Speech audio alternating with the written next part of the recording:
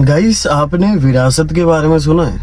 आज की स्टोरी में हम उस विरासत की बात नहीं करने वाले हैं जो एक पिता अपने बेटे को देता है, लाइक प्रॉपर्टीज वगैरह या कुछ।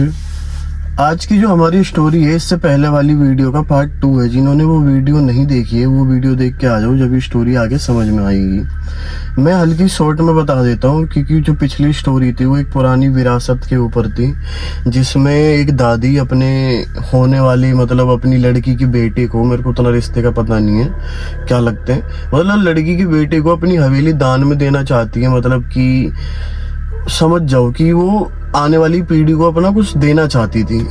तो जिसमें कुछ जंजीर है या कोई पुरानी आत्मा जो बंध के रह गई है, उसकी दी। तो अब हम मेन टॉपिक पे आते हैं, विरासत।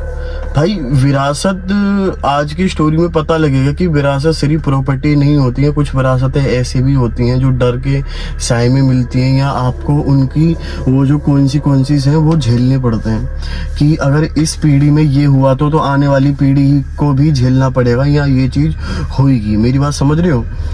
तो आज की जो हमारी स्टोरी है, वो निखिल का जो लास्ट का जो टॉपिक था, जिसमें निखिल के जो बेड के नीचे से जो आवाज आई थी, सारी चीजें शांत होने के बाद में, कि वो आवाज आखिर क्यों आई। क्योंकि ये आवाज जो इस बार आ रही थी, वो निखिल के बेड के नीचे से आ रही थी। निखिल सोचता है कि यार सब चीज ठीक हो गया, आखिर ये आवाज क्यों आ रही है। वो आवाजें कुछ ज्यादा ही तेज हो गई, क्योंकि इस बार वो जानती थी कि निखिल जग रहा है और उसे किसी न किसी तरीके से परेशान करना था निखिल को, ठीक है। अब निखिल जो था वो स्तब्ध, मतलब ऐसा था कि डर सा रह गया यार, स्तब्ध सा रह गया कि यार ये आखिर हो क्या रहा है, मेरे साथ ही क्यों हो रहा है। जो हवेली का जो कोहरा था, मतलब ये सन्नाटा सा छा गया कि यार निखिल को ऐसा लगा कि कोई मेरे को देख रहा है, कि कोई तो है जो मेरे ऊपर नजर मार रहा है। जो खिड़कियां दरवाजे थे वो अपने आप चरमराने से लग गए। जो चर चर सी जो आवाज आती है वो अपने आप उसे झेलनी पड़ी।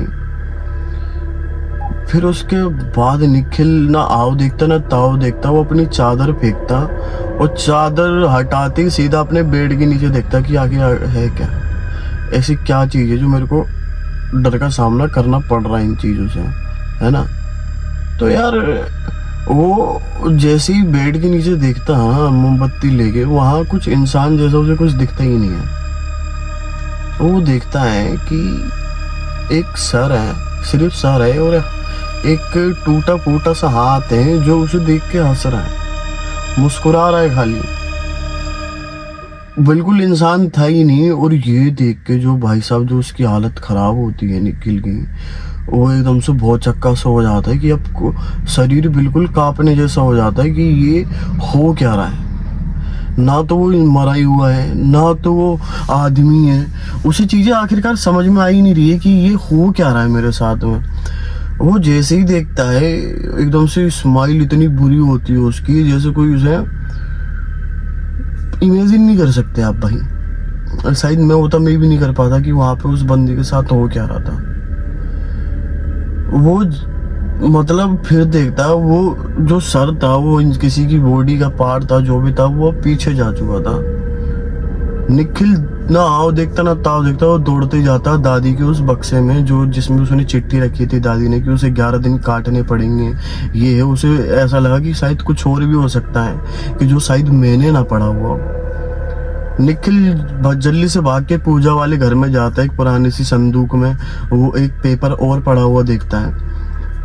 जैसे वो साफ सुफ करके देखता है, उसमें दादी की वही लिखावट होती है। दादी ने उसमें लिखा था कि अगर निखिल ये पढ़ रहा है, मतलब मैं इस दुनिया से जा चुकी हूँ और वो जिंदा हो चुकी है जिसे जिंदा नहीं होना था। तो निखिल इतना सुनते तो कहता यार। तो निखिल जब आगे पढ़ता है, उसमें लिखा होता है कि वो हर पीढ़ी में से किसी न किसी को चुनती है। और सॉरी मेरे बेटे, मैंने पूरा सच नहीं बताया, पर शायद अब वो तेरे को देख रही है। निखिल जो ये सीन था ना, मतलब इसके बाद जो उसके कहते ना पैरों तले जमीन खिसकना, वो पागल सा हो गया था। और एकदम से हवेली की जो उसकी पायल की जो छनकार थी या जो जंजीरों थी, जो भी था, पायल की आवाज़ इतनी ज़ोर ज़ोर आने लगी और जो जंजीर थी वो कभी धड़ाम धड़ूम धड़ाम इतनी ज़ोर ज़ोर से हर चीज़ होने लगी थी। निखिल को भागने तक का मौका नहीं मिला। निखिल हवेली के गलियारे में दौड़ता हुआ जाता है, किसी एक कोने में बैठ जाता है जाके। पायल की आवाज़ धीरे धीरे धीरे धीरे उसके पास से आने लगती है। वो फिर भागता है, वो किसी गेट के पीछे छुपता है जाके।